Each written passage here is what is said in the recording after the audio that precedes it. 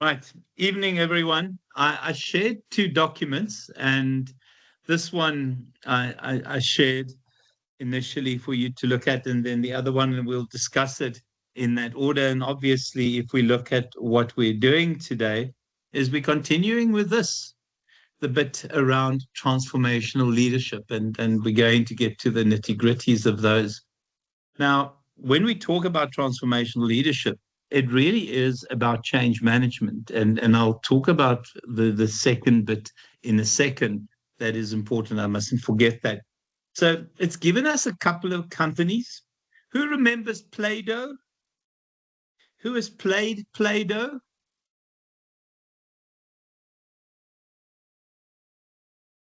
What is the best thing about Play-Doh? Who still plays with Play-Doh even though they don't have children?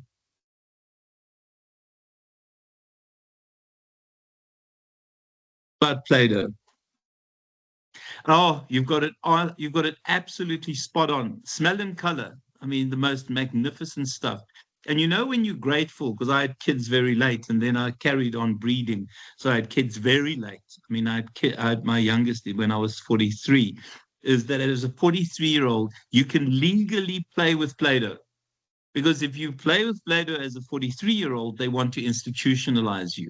So just keep having children. That's the best way to be able to play with Play-Doh without actually being spotted or being labeled as being slightly less than.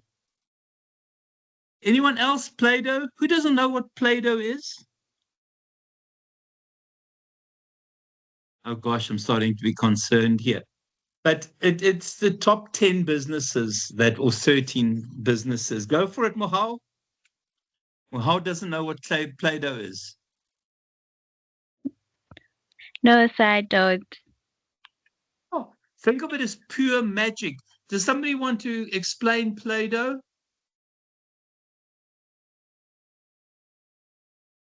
What am I doing? To Any Mahal? slime is a new Play-Doh. We from the old school. Oh, I absolutely hate slime. You've not seen Play-Doh. Sorry, Mahal, please give me your parents' numbers, both your parents' numbers, so I can report them to child services. That is Play-Doh. All of this is recorded, and your parents are in big trouble. You can tell them that. That is Play-Doh. It is pure magic. There's not another word for it. And then we started making our own play. Oh my gosh. Yes, no, that Pretty Shade of Brown was less than ideal. You'll play with it soon because obviously you guys will have children. Those of you that have small kids can legally do this, guys. It's a bit weird when I sit and play with my Play-Doh. So my wife just locks me in the room and says, "Don't let the kids see." But I still think if I was given Play-Doh, I would have 1 hour of real fun. Or when it dried up, yes. And then we started making our own because it was getting too expensive because it was being left out. And then we had a recipe to make Play-Doh. Oh my gosh. Guys, just keep having children. It's the best thing in the world. You can play with Play-Doh. You can also play with Lego, but we'll look at that in a second. So when we look at companies that have reinvented themselves, oh, Nabakazi, the slimy. Oh no, no. Now this is a. Oh, do I search this? What is going to pop up here? I'm going to stick it this side because this can only be bad when something dodgy picks up here. Slime. Okay, okay. Slime. Where is that? Slime is a. Oh my word! No, man. Surely this isn't slime. I thought of slime as something different. Is that slime? Is this what this has become now? Oh my gosh.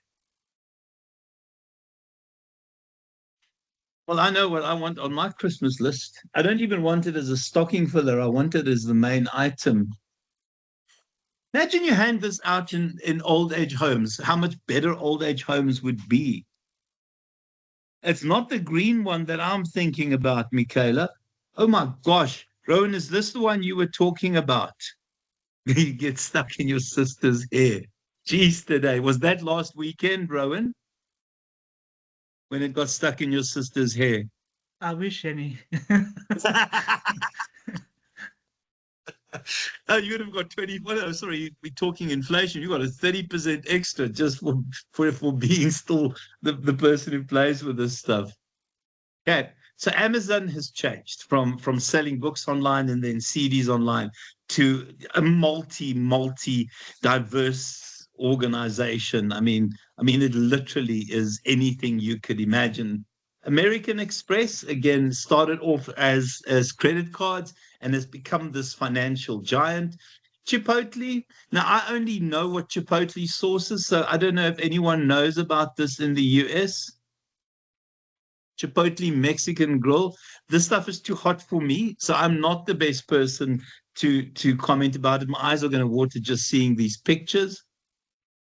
Oh my goodness. Oh, that looks different. That's not a traditional takeaway, that, guys. And then some of the others, Corningware. I think everyone remembers Corningware, and I mean it's changed as well. IBM thinking mainframe, and they've essentially have started moving into cloud computing and also AI. Netflix, we know how they've changed. I'm trying. Oh, Play-Doh, here it is. Okay, so I mean, was modeling clay, and then I think it changed significantly after that.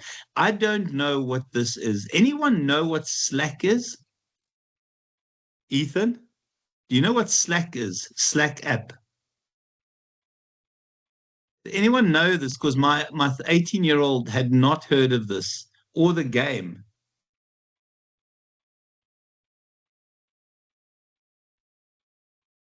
I don't know. Not so sure about that. Oh, Cooler MS Teams. I see. Johnson, and where did you use that, Boya? I see. Okay. Very, very cool. Oh my gosh. Okay, I must tell my kid this. Starbucks, I've used multiple times as case studies that I've said this is a wonderful organization that has reinvented itself so many times. I mean, came to the verge of collapse and has reinvented the way they do business. I need to see Slack. And now that you explain that, I actually know what Slack is. YouTube, Apple, GM, and the one that I wanted to get to is Lego. Which version of Lego did you play with?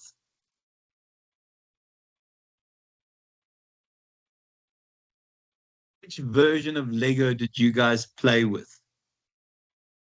Because I hope that every child has access to a Play-Doh set. Well, I don't want to play games. I mean, this is a company that has reinvented itself multiple times. You had the cheaper Play-Doh. I know we had the expensive Play-Doh. So those bits there, and then some of the latest irritations, including the what am I saying? Lego, including the Lego movies and some of the Star Wars stuff. I have a couple of the motor vehicles, and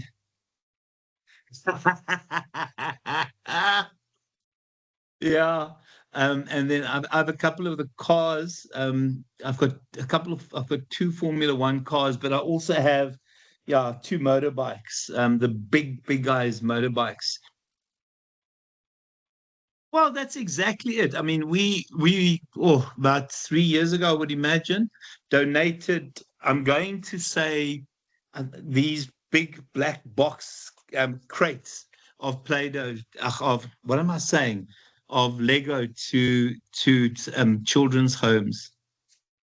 Yeah, no. Well, we donated it because I mean we gave away every bit of the boys' toys except for those really special toys, and we gave away so much it was insane. But I remember one of those big crates of the genuine Lego blocks, which I think has a lot of value.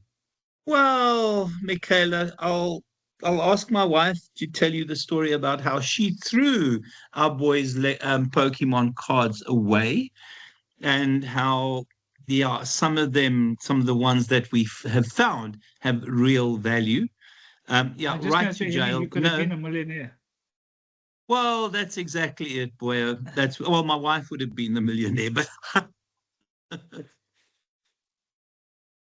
and I would have been divorced, I would imagine. Guys, I think there's the revolution that this has had, and yeah, so I've got a couple of these guys, absolutely useless at building them. So it really is time to spend with my wife and my kid to build it, because my brain doesn't work this way. I've got the McLaren of these. I've actually got two McLarens of those. They're the cheapy ones, and then I've got some of the more expensive ones. But it's got the entire current season of cars. Oh my word, Tazos. But Tazos apparently also has value, I believe. I don't know, because we definitely had Tazos, but I don't know what happened to those.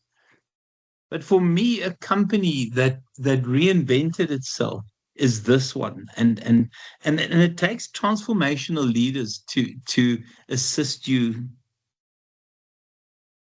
Well, it is. Well, it is a hell of an expensive hobby. I must take a picture of my Lego collection of the cars and the bikes I've built.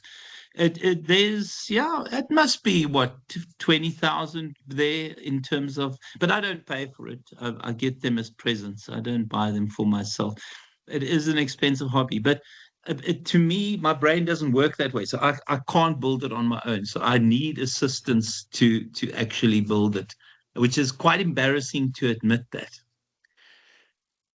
What I found interesting in terms of this article, and I don't know if anyone had a moment, except all cookies, um, had a moment to look at this article.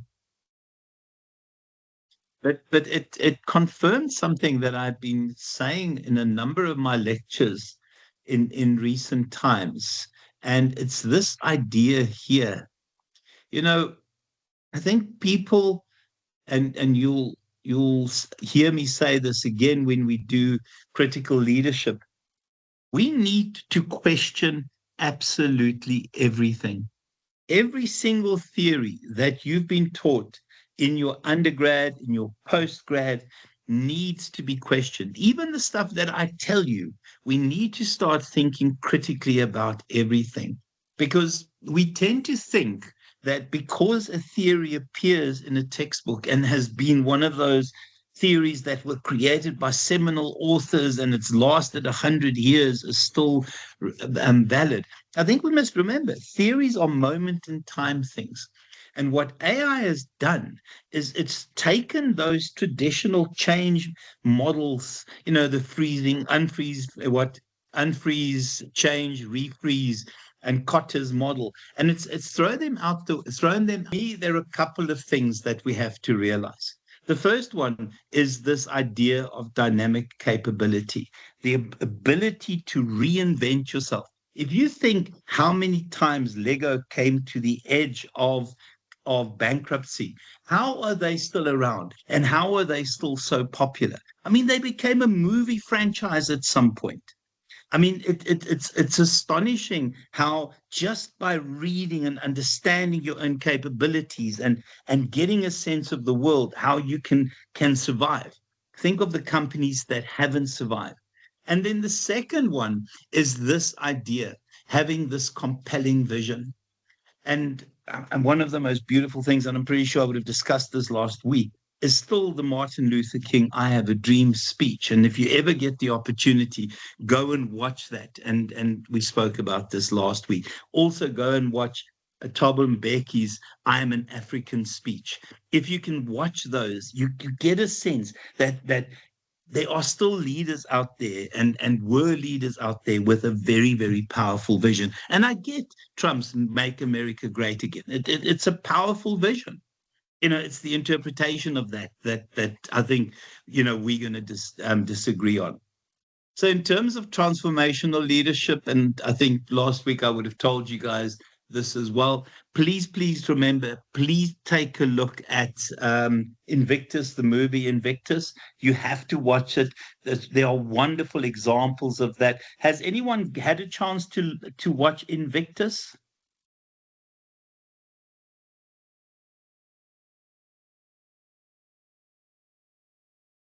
Please find it and watch it. Rowan, have you had a chance? Michaela, is this a long time ago? Was it fairly recent?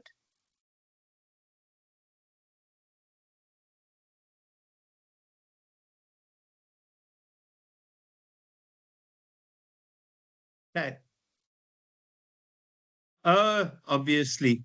Guys, please do me a favor. When you watch it, and you have to watch it, there are a couple of things that mirror 100% Mandela and those behaviors during the 1995 World Cup. I mean, as part of sport psychology, you can't find a better example of the ability and the power of vision.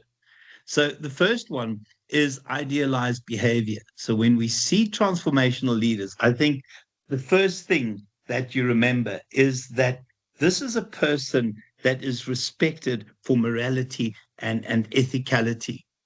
I think when you think of the kinds of things he did, imagine being locked away for 27 years, and the first thing you decide to do is to forgive people.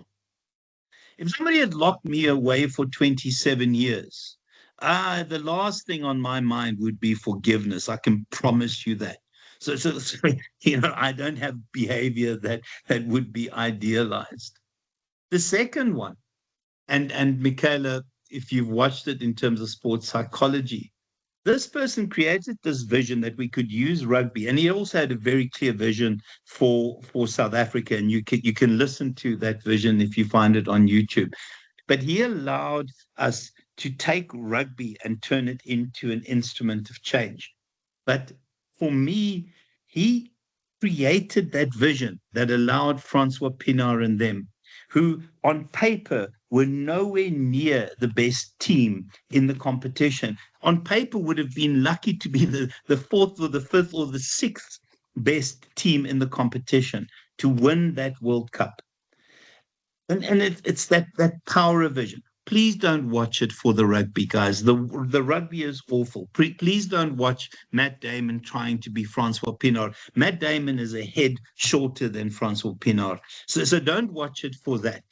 Watch it for Morgan Freeman as Mandela, because there are times when you watch him that you forget that this isn't Mandela. So, in terms of inspirational motivation, here is a person that convinces a group of rugby players who should have ended sixth, at least fifth in the competition to win the Rugby World Cup, something that's very difficult to do. The next one is intellectual stimulation. When you watch the movie, please, there's a lovely moment where Mandela instructs the the head of his security to include in his security details ex-security police. Now, prior to his release, their job would have been to arrest him on the spot.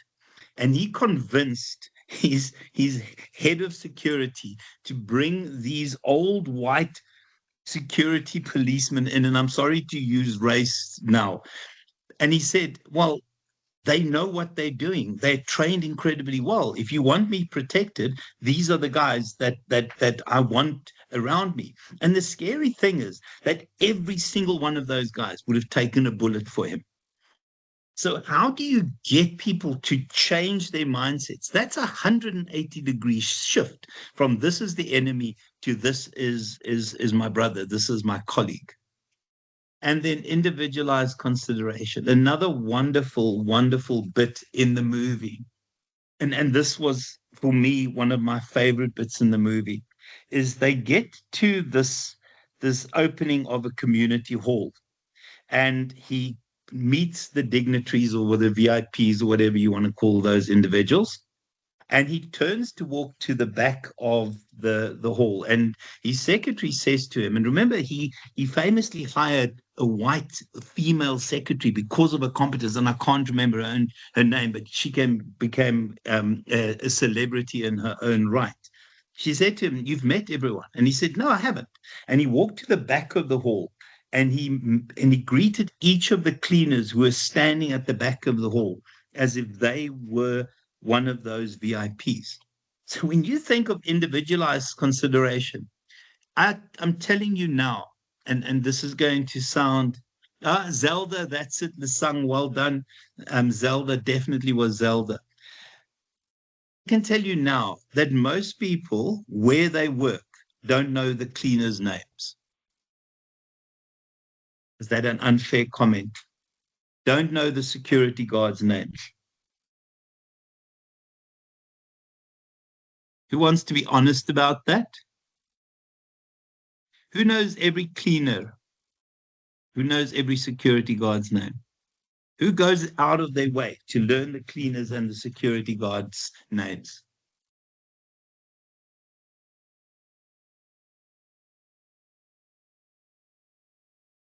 Well, Robs, I mean, and let me tell you, that must be a wonderful privilege. Imagine being in that presence. People who had met him claimed that there was this invisible force field that surrounded him. I don't know whether you had that same impression.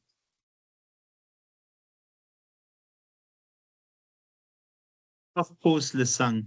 Can I be honest with you? We have a lot of cleaners. I spend time learning every cleaner's name. And I remember I work at Westville and I work at Peter Marisburg. I also know the security guards' names.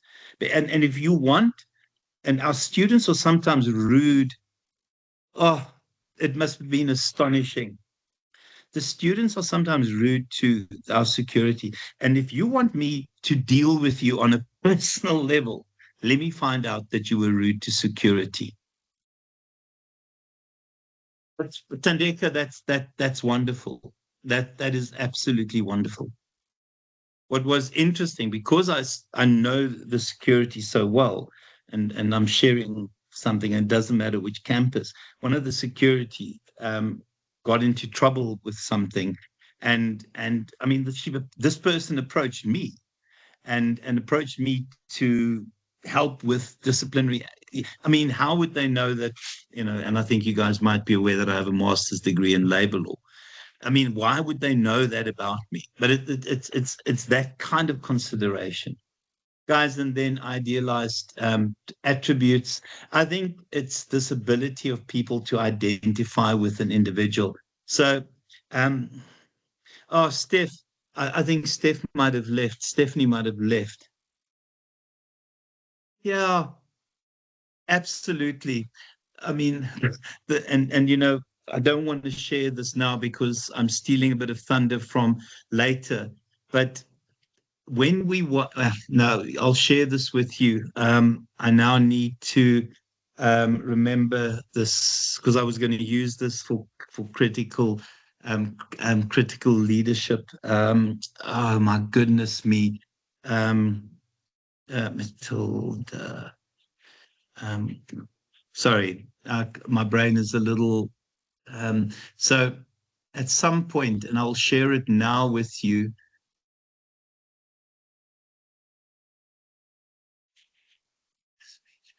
I don't know if anyone knows who Tim Minchin is. Steph, it's showing you as green, which is quite strange because if you're in a meeting, it shouldn't show as green, if that makes sense.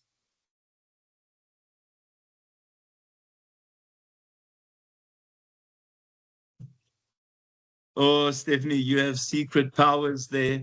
Please watch this. And in there, he says, oh, my goodness me. Oh, my goodness me. Um, Watch this. But in there, he'll talk about when he meets with directors and things like that. He judges you on the basis of how you treat the least important person in the room. and we'll talk about this again when we talk about critical leadership. Please watch that. It is well worth your watch, 100% well worth your watch. It's how you treat the least important person in the room. I mean, I quite like what Robin says here. Such a blessing. The atmosphere he brought was incredible. I mean, is that not just a definition of what is there? Such a blessing. The atmosphere he brought was incredible. That is that little line in a far better description. I don't know if anyone had seen that one. Yeah, no, well, I do that. I do that as well. Yeah, yeah. We maybe I can discuss. Well, I don't want to discuss it here, but I mean, it's just something that my oldest son did. He had this favorite restaurant that he went to, and at the end of the year, I'm oversharing now. He gave each of the waiters and he tips incredibly well, but he gave each of the waitrons who had served him during the year 1,000 rand as a tip. Now for him, that's zero. It's not a blip in terms of his money. And he says to me, Dad, you cannot believe how emotional people get for 1,000 rand. And I think that's what it's about. I think we don't realize when you're at that entry level how tough life really is. And I think almost that's what happened in your instance. In terms of transactional leadership, now these two theories have been put together, and I struggle with this because for me, transformational leadership is an incredibly positive theory. Transformational leadership is about bringing about positive changes in an organization. This one to me, I feel there's a slight negative connotation to it. So the suggestion here is that as a transactional leader, you essentially provide rewards in exchange for the appropriate behaviors. It's stuff that your parents would have done to you and with you when you were kids. Your parents would have said to you, you can only go out once you've cleaned your room. So the reward is going out, cleaning your room is the required behavior. Any other examples of that as a child where your parents used this? And then also, once you thought of examples, what is the risk with this? The risk associated with this?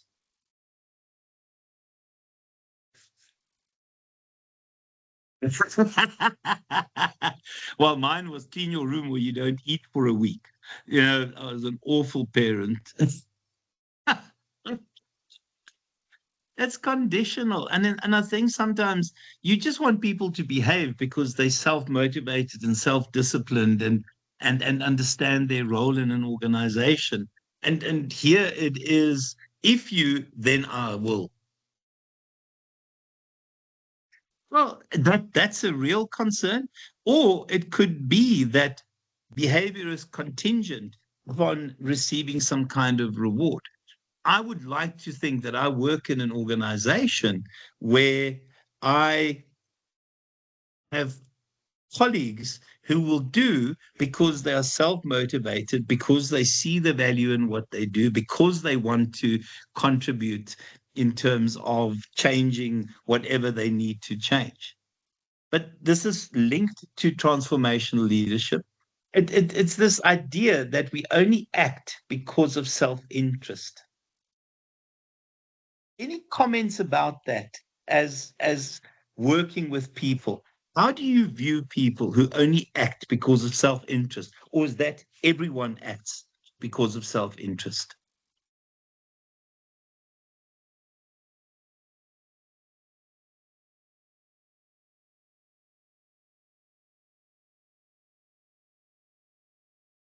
I would hope that don't work in an organization because people work because of self-interest. I think people should work for the greater good, or am I naive?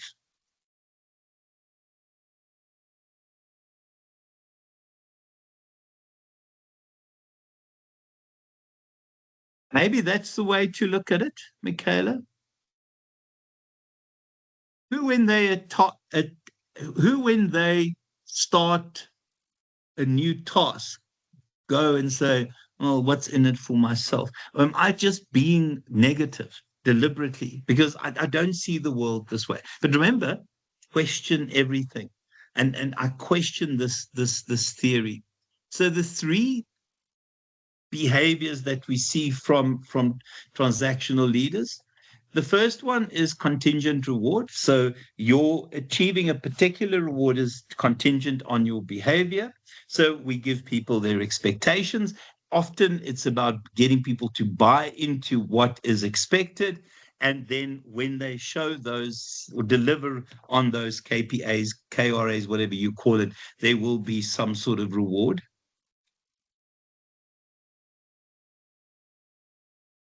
No, I'm not saying absolutely, Michaela. I 100% agree with that. But my view is I sometimes do stuff that is way above and beyond what I need to do. And it's not about gratification, it's about wanting to make a difference. So I sometimes will do stuff that is above and beyond what I get paid for. And I think we all do that. And we don't really care that we're going to get some kind of reward for it. I don't know if I'm explaining myself well enough here. And then management by exception, active. It's the idea of catching people doing the right thing. So the key success factor in this is that there is a line of sight between the behavior and the actual reward. So people start realizing that these are the behaviors that if I want to get ahead in this organization that I have to repeat, and these are the reasons because there are those rewards. The last one, this is very negative for me, is taking action when people do the wrong things. It's catching people do the wrong thing.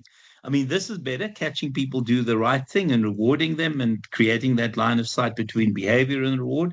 But catching people when they do the wrong thing, that is, I have a real issue. Anyone ever work with someone like this that will leave you alone, but the moment you make a mess of things, they come down on you?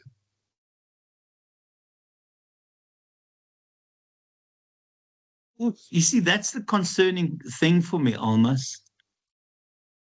Mind you, but that's it. I mean, what is there's a theory about that.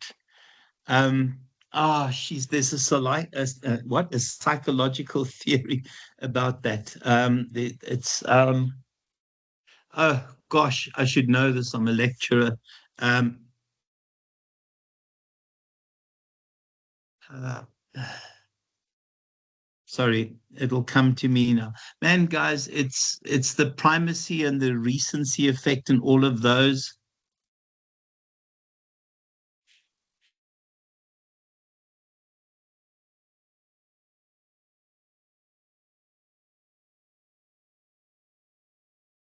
I hope this will pick this up for me. Okay, so it's only there's a couple here.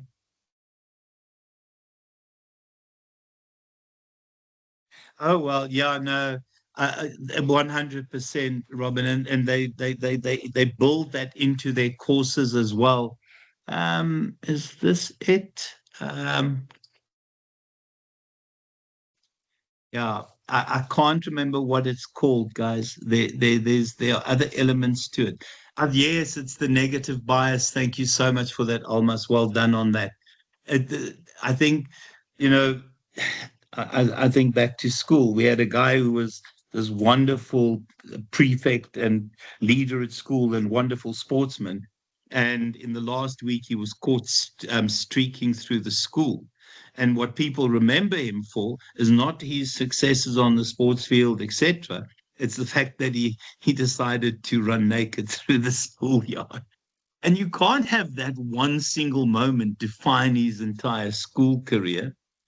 And I know you shouldn't run naked through the schoolyard, it's obvious, but what people will remember is ignore everything that was good, just that one negative thing, that bias towards that we overemphasize the negativity.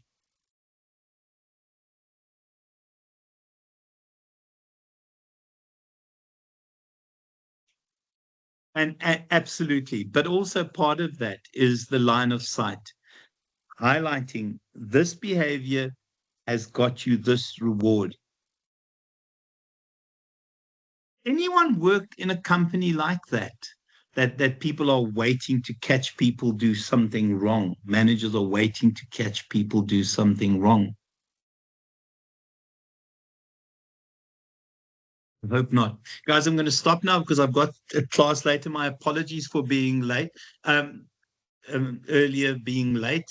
Cindy, please stay on. I just want to chat to you quick. Okay, everyone, thanks very much.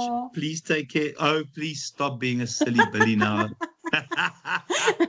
You got evidence here. You're in big trouble. That's okay. I'm used to it.